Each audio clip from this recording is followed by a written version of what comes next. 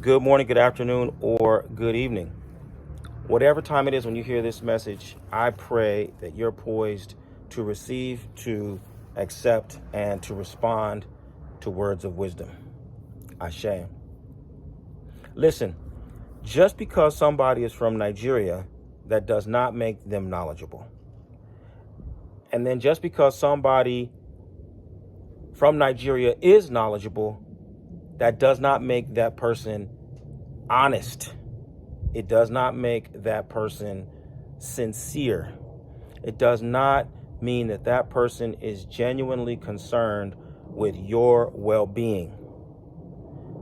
I'm saying this because we have a small but significant percentage of people who are from Nigeria and have access to or are even steeped in the traditional knowledge, but they are dishonest and they are doing anything and everything to dupe people in diaspora for dollars. So you can get somebody who is claiming to be a Yoruba traditionalist, but will go to great lengths and tell elaborate tales incorporating elements of the actual tradition to tell you that tarot is a part of Ifa divination. That tasseology, which comes from like tassa, tassa is glass, a cup. Tasseology, which is tea leaf readings or reading coffee grains in the bottom of a cup. They'll try to tell you that tasseology is somehow a part of Ifa. And, there's nothing wrong with tasseology. There's nothing wrong with tarot, right? I know people who are skilled at reading tarot. And there's nothing deficient about those practices. The point is that those practices have their own tradition, they have their own system, they have their own roots, they have their own logic, and they are not in any way, shape, or form derived from Ifa or related to Ifa in no way, shape, or form. And so the people who tell these kinds of stories and make up these kinds of tales do so in order to pander to people in the West. Pandering is where somebody will just tell you anything that you want to hear to make you feel good so that you feel comfortable with giving up those dollars, giving up that. That's all they want they want a little corner of success and acceptance so that they can keep getting those dollars.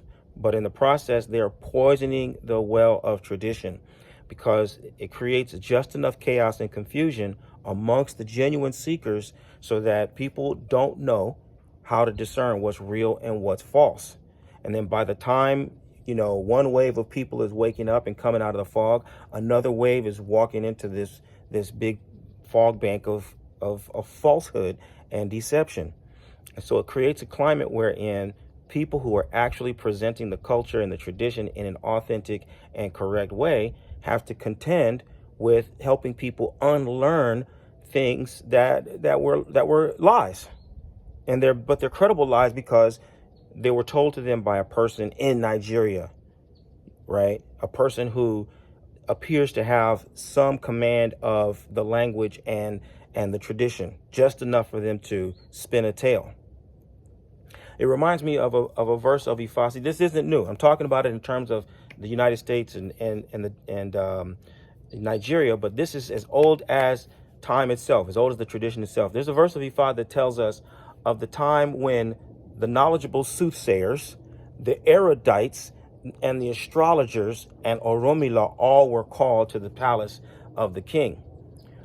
It turned out that the prince was sick, and when the erudites, the knowledgeable soothsayers, and the erudites, the knowledgeable soothsayers, the erudites, and the astrologers, when they all appeared before the king, they told the king, "Oh, everything is going to be great. It's all sunny, and the prince is going to be fine. It's going to be great.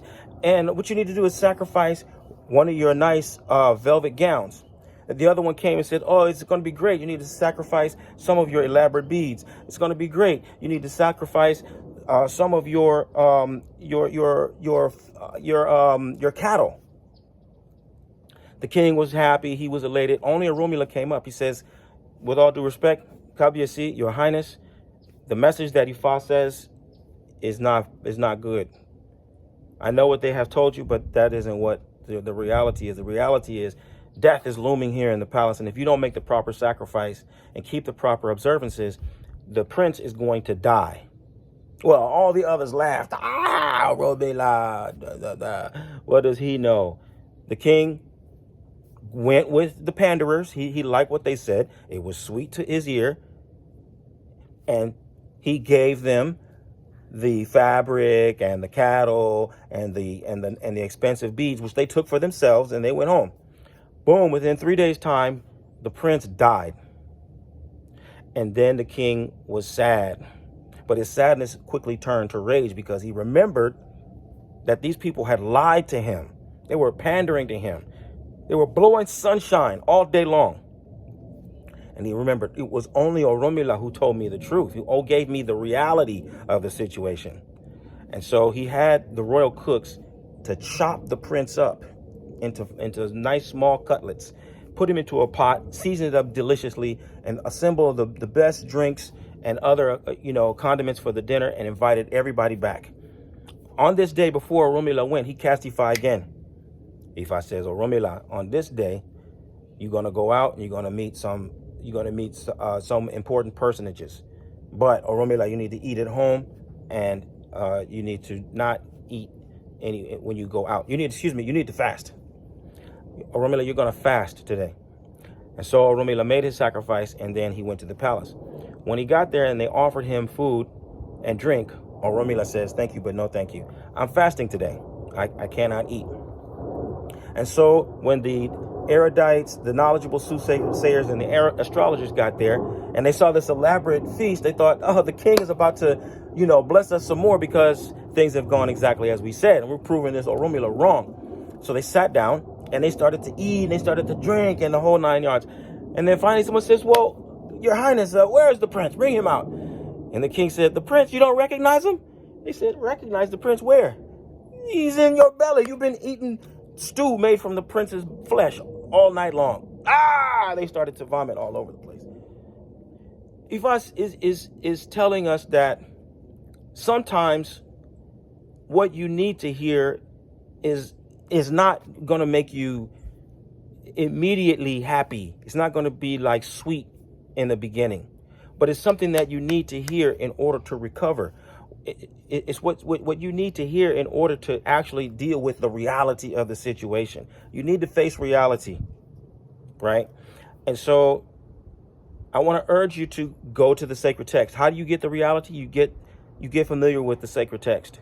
Someone is telling you that Tassiology, tea leaf reading, is a part of Ifa. Have them quote the Odu for you.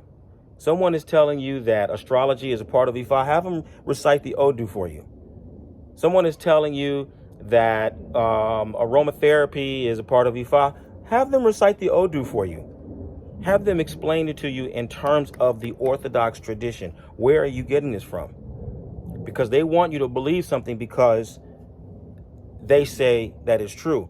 And they have access to some kind of an esoteric knowledge or connectivity that you can only get through them. And you can only get somewhere deep down the line when you follow me to the end of the rainbow. That's not Ifa. That's not Orisha lifestyle. Okay? That's not Orisha lifestyle. So I want to urge you to insist upon getting the culture presented to you in an orthodox, correct way. Be patient. Be patient. This is the most important thing. Be patient. Don't be in a hurry to get powers. Don't be in a hurry to take some title. Don't be in a hurry to look like you're a part of something. When you go asking for things is when they start selling you stuff. Stop asking for things. Start tapping into your natural gifts and talents. Take the time to discover who you are, what you came with, why you're here, and then focus on how you can make a meaningful contribution to the people who matter most in your life. Anyone who can help you to enhance your natural gifts and talents, anyone who can help you to solidify your service, anyone who can help you improve your life and improve the lives of the people who matter most for you, those are the people who you can confide in. Those are the people that you can trust. And in the meantime, you look for the sacred text. When someone is telling you that this is what we do and this is what we don't do, Great, I'm with it. Let me see the sacred text. Aboru aboye, abo shishe.